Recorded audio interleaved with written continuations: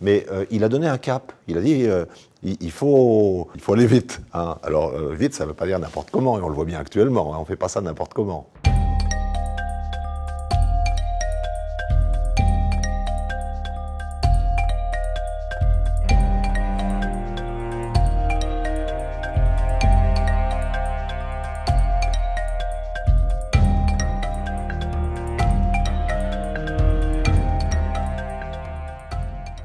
On est toujours dans la première phase, qui est la phase de sécurisation, qui prend un peu plus de temps que prévu, puisque j'espère que l'échafaudage qui est soudé sera retiré pour mars ou avril.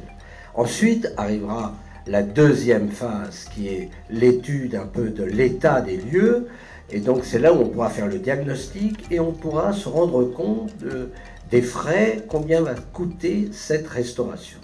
La troisième phase, qui commencera en 2021, sera la phase de restauration proprement dite.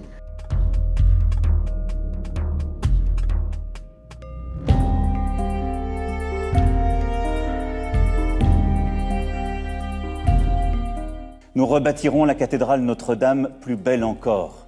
Et je veux que cela soit achevé d'ici 5 années. Nous le pouvons. Et là aussi, nous mobiliserons.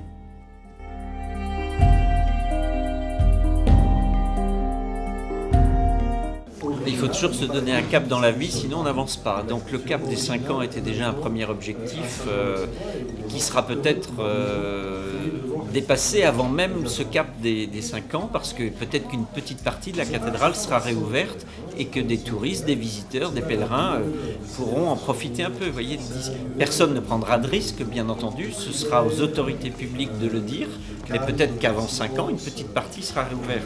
Il n'est pas interdit d'envisager, même on espère bien, dans mon domaine, de célébrer la liturgie dans Notre-Dame avant que la cathédrale soit terminée. Hein. Donc nous, notre horizon, alors on n'est pas complètement figé là-dessus, mais c'est vraiment eh bien, de réhabiter la cathédrale pour ce pourquoi elle a été faite, c'est-à-dire pour y célébrer la liturgie, le plus rapidement possible, même si c'est partiellement. Ce qui est important, c'est pas d'abord la pose de la dernière pierre, c'est l'ouverture des portes. Voilà.